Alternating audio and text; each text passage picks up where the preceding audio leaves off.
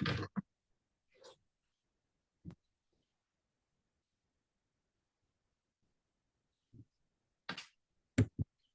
progress. Recording in progress. Recording in progress.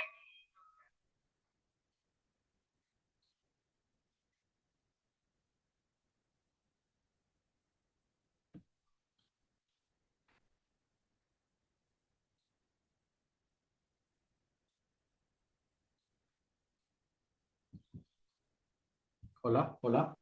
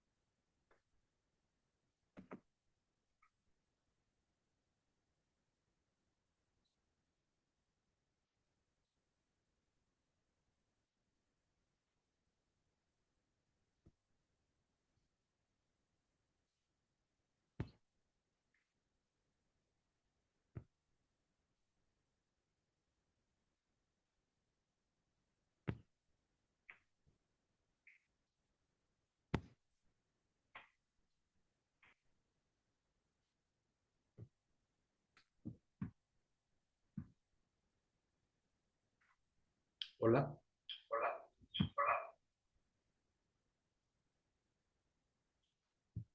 Muy bien, bienvenidos a todos. Vamos a dar seguimiento. El día de ayer tuvimos algunas complicaciones con la presentación, sin embargo, considero que vale la pena que tengan acceso a la información, dado que puede ser muy práctica y útil en el día a día.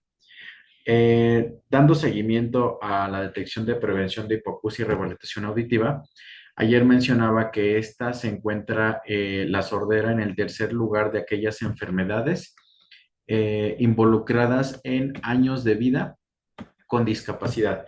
Y hay que tener mucha precaución, ya que pocas enfermedades nos pueden generar este problema y dentro de las tres principales está la depresión y lesiones no intencionadas como algunos accidentes automovilísticos. Ahora, después de estas enfermedades, hay que tener en cuenta que la sordera va a generar algún grado de discapacidad. Abajo dice con una pérdida de audición superior al 40%. Y esto es importante porque 40 es el número mágico. Las personas de manera normal hablan a 40 de volumen y eh, el grado de incapacidad va a ser cuando una persona tenga una sordera de un 40%. ¿Cuál es aquí lo importante? Que tenemos que hay objetivos de un screening auditivo y un screening tiene el objetivo de detectar una enfermedad en un tiempo óptimo para que éste pueda ser modificado a lo largo del tiempo. Y aquí hay una gran sorpresa porque los programas de screening pueden ser de niños entre 0 a 15 años y adultos mayores. Entonces, aquí vamos a ver un video de cómo se puede evaluar a un niño en condiciones ideales. Recordar que para los niños son mayores de 3 años y está genial aquí la cooperación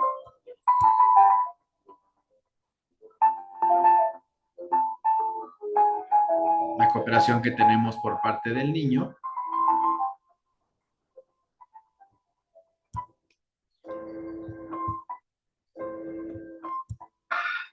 Y por otro lado,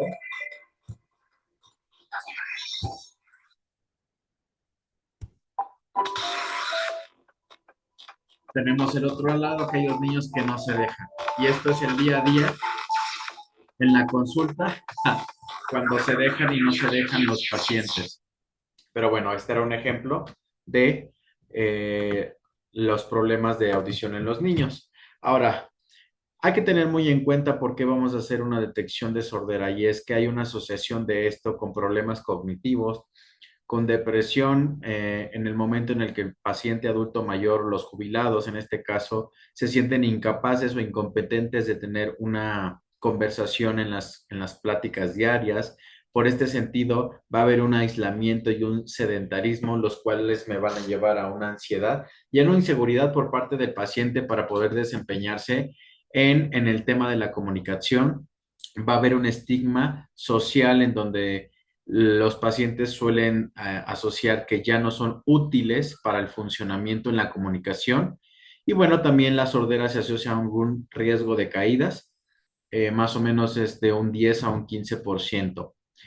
Tenemos diferentes clasificaciones de sordera y aunque hay diferentes grados, vuelvo a decir que el grado 2, de acuerdo a la OMS, es el grado de incapacidad, donde hay una sordera entre un 40 y un 60%.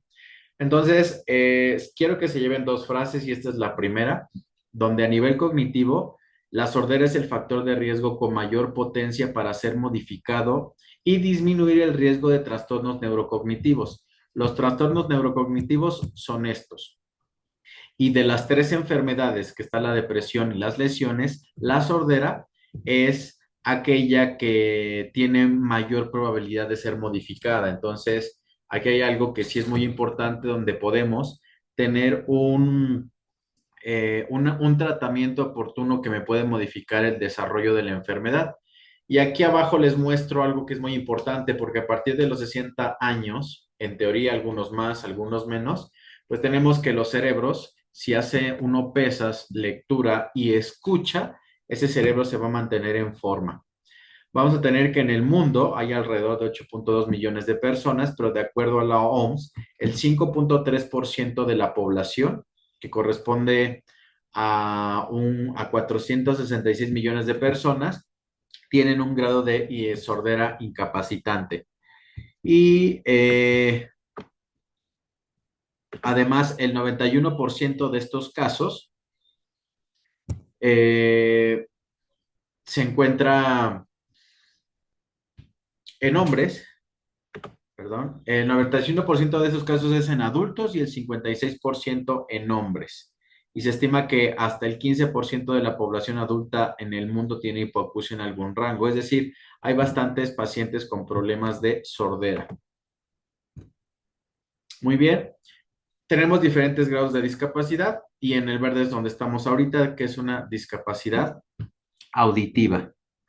Ahora, quiero destacar esta frase en donde se hace mención que el hombre se destacó de los diferentes animales por su posición erecta, que es pararse, el pulgar para hacer uso de la mano, el descubrimiento del fuego y la creación de instrumentos primitivos y la rueda, pero sobre todo la creación de un código de comunicación lingüística que es único entre las especies. A ese código, entre audición y lenguaje, es donde estamos nosotros.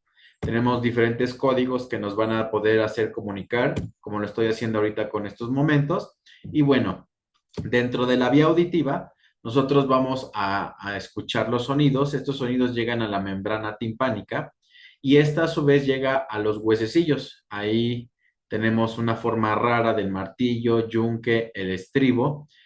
En una proyección tridimensional se verían de esa manera y en la parte interna ese es el caracol. el famoso caracol o la cóclea. Este caracol en la parte interna tiene líquidos y tiene agua a través de donde van a viajar las ondas sonoras hacia arriba, hacia abajo. Si hacemos un corte transversal, esa sería la imagen. Y en la parte interna, en medio está el órgano de Corti. En esos pelitos verdes que estamos viendo es donde se lleva a cabo el proceso mecánico receptor de la audición.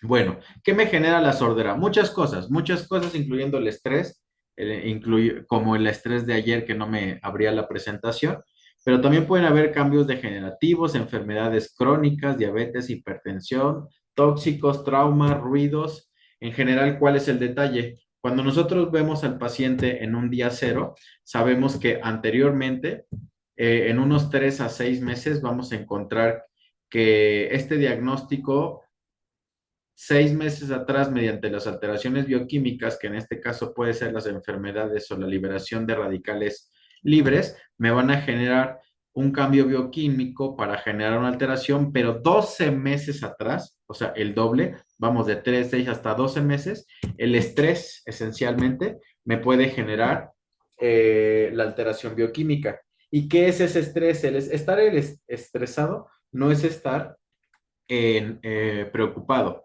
Más bien el estrés es un conflicto donde tenemos que el estilo de vida moderno es incompatible a la programación biológica que tenemos desde hace cientos de años.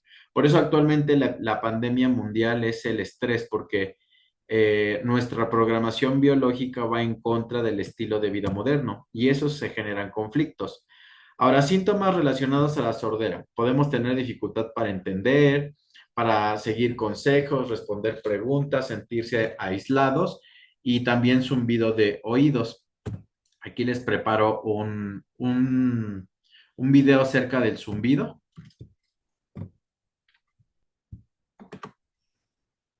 Puntos a tratar en el tema del zumbido.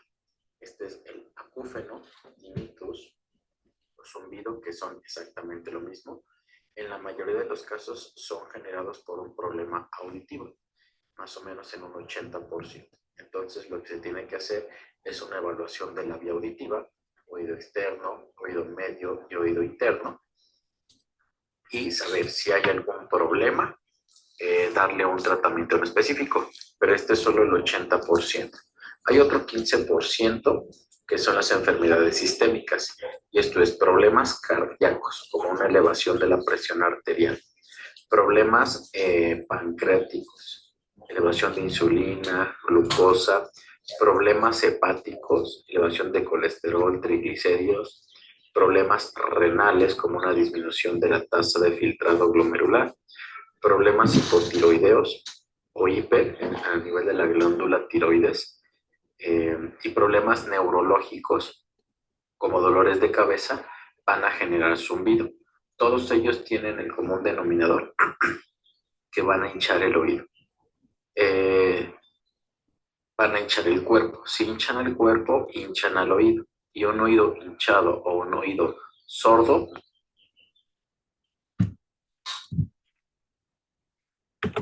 va a pitar. Hay un 5% que es el famoso estrés. Este estrés es igual a un cortisol elevado. Si este cortisol se mantiene elevado un tiempo suficientemente largo, lo que va a generar a nivel del sistema nervioso central es que va a inflamar las partes profundas del cerebro y este se va a hinchar. Inflamación cerebral puede generar zumbido. Y tenemos casos especiales, por ejemplo, en este 1%, las contracturas craneocervicales, en donde el paciente abre la boca o estira el cuello y genera dolor, tumores o infartos, donde hay datos de focalidad neurológica como visión doble, pérdida de fuerza en manos o piernas o dificultad para pasar y articular las palabras, glomus yugular, y ese es un acúfeno pulsátil. El paciente refiere que escuche el latido de su corazón. En la mayoría de los casos, aunque el zumbido está aquí, hay que dar un tratamiento o en esta parte y en esta parte. Pues la valoración clínica en la consulta es hacer un barrido de todo esto para encontrar cuál es el tratamiento de cada una de estas especificaciones. Muy bien, esto es importante porque muchos pacientes que tienen sordera van a manifestar zumbido como manifestación subjetiva de la sordera. Entonces, es como una agudeza visual. Cuando baja mi agudeza visual es porque baja, yo veo borroso. En este caso, cuando escuchamos zumbido, es porque baja la agudeza auditiva. Y aquí tenemos una asociación entre sordera y demencia, y es muy importante porque muchos pacientes que tienen cierto grado de deterioro cognitivo en las funciones mentales superiores pueden tener y se puede parecer a la sordera. A ver, una disminución leve en atención, memoria y concentración se puede confundir con la sordera, dado que la sordera abajo, donde dice procesamiento auditivo central, me puede generar memoria, pérdida de memoria de trabajo, disminución de la atención, reconocimiento de palabras, déficit en la percepción de sonidos, déficit en el procesamiento semántico de sonidos, emociones y memoria, y estos se pueden relacionar y en algunos momentos pensar que es sordo cuando tienen un deterioro cognitivo leve o cuando es una demencia leve cuando realmente está sordo. Aquí en este caso, entre demencia y sordera, cuando es leve, hay duda entre si hay aparato o hay tratamiento, pero cuando esto aumenta en un severo, grado severo y es crónico, se tiene que dar un tratamiento farmacológico para la demencia y un tratamiento con un auxiliar auditivo. Este se los voy a mandar en un video y es una encuesta de 10 preguntas.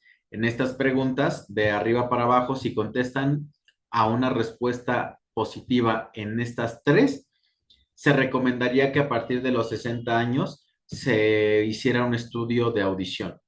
Y bueno, aparte de esto, no debemos saber que la comunicación puede ser de manera verbal, pero también no verbal. Y la lectura de los caras y los gestos y el comportamiento humano es indispensable para la comunicación porque aquellos pacientes que no pueden realizar una comunicación verbal, se puede facilitar la comunicación a través del comportamiento y del lenguaje no verbal. El comportamiento son las acciones, y la lectura del cuerpo que nos permite comunicarnos.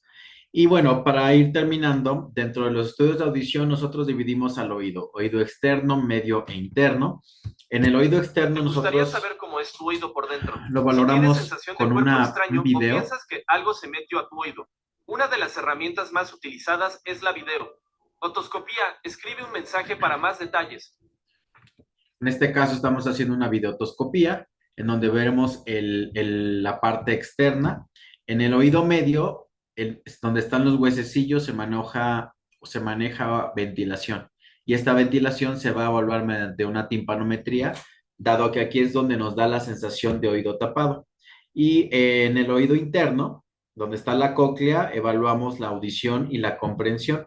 Entonces, en este caso, esta es una gráfica de una audiometría, lo rojo es el derecho y lo azul es el izquierdo, y prácticamente en el cuadrito de la izquierda partimos que si los resultados están a partir de la mitad, ya es un 50% de pérdida auditiva. Y en el cuadro inferior, este es el grado de comprensión. De arriba hacia abajo es comprensión, estando arriba el máximo comprensión y abajo cero, y de izquierda a derecha un volumen. Entonces, en este paciente, por ejemplo, en la línea roja tenemos que su máximo de comprensión es un 40% a 100 de volumen, pero esa es la funcionalidad del nervio y el auxiliar auditivo va a replicar esta gráfica. Aquí es muy importante, esta es Laura, mi asistente, que le pedí el día de ayer que se fuera nuestra modelo, pero dentro de los tratamientos médicos podemos tener pastillas para aquel grado de pérdida auditiva que es reciente, como la sordera súbita. Tenemos un tratamiento quirúrgico como una timpanoplastía en el caso de una perforación timpánica o un implante coclear que se da en aquellos pacientes que ya no son candidatos de auxiliar auditivo. Y los auxiliares auditivos prácticamente, regresando a la primera frase, los vamos a poner en aquellos pacientes que tengan una sordera de un 40% y que tengan problemas de comunicación. El qué, cómo, cuál, dónde, me da pena, me aíslo, no entiendo, o alguna de las tres preguntas positivas del cuestionario que les voy a hacer llegar. Y lo ideal, pues siempre van a ser dos. Algunos dan, aunque algunos usuarios tengan un auxiliar, lo ideal van a ser dos. Los auxiliares auditivos, aquí es muy importante porque no se seleccionan por el modelo ni por lo que le guste al paciente.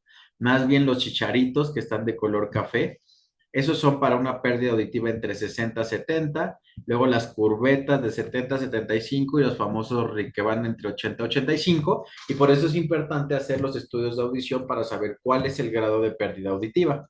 Y aquí les presento a don Geu, un paciente que le dije, don Geu, déjeme grabarlo, quiero que vean lo que hacemos en consulta para, para evaluar a los pacientes. Cuénteme del 1 al 5 en voz alta. 1, 2, 3, 4. Ahí le pido que escuche y que me diga el volumen de mi voz y de mi voz y de su voz, y lo tengo que hacer en un lugar cerrado y luego saco del consultorio y lo evalúo. Ya estamos, escucho usted en un lugar abierto. Entonces ahí dígame, don Hugo, en este lugar abierto, hola, hola, estamos haciendo una prueba para ver cómo me escucha con el auxiliar. Y esto es importante porque los auxiliares auditivos o el desempeño se evalúa mejor en un ambiente ruidoso. Como siempre, aquí pongo que la próxima semana les da un comercial, hay que saber cuáles son las nuevas tecnologías, va a haber un congreso en Guadalajara, el cual ahí estaremos. Y como conclusión, quisiera recalcar esto, miren, 1 de cada 3 personas entre 60 y 70 tiene sordera y casi la mitad de las personas de 75 tienen problemas para oír. Los problemas de audición pueden hacer que sea difícil entender o responder a las advertencias y van a tener dificultad para disfrutar conversaciones con amigo y con familia. Puede haber estrategias para mejorar como la comunicación, y esto es pues girar la cabeza para localizar la fuente de sonido, hablar claro, utilizar uso de auxiliar auditivo, el lenguaje corporal y evitar espacios con mucho ruido. O sea, no todo está en el aparato, también hay estrategias de comunicación.